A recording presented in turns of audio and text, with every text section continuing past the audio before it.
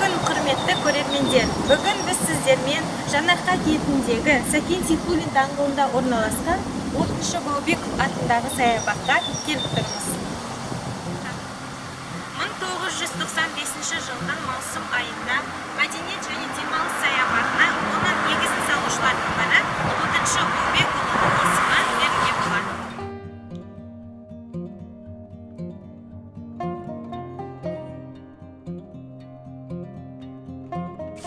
Бұл саябақта аудан тұрғындарының толыққанды демалуына жағдай жасалып, сонымен қатар жалпы мәдени, дене шынықтыру, сауықтыру жұмыстары жүргізіліп тұрады.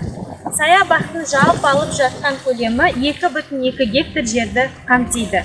Саябақта бір фонтан, 2 балалар қалашығы, сонымен қатар жүгіру жолдары, бір би алаңы, бір кіші футбол алаңы бар.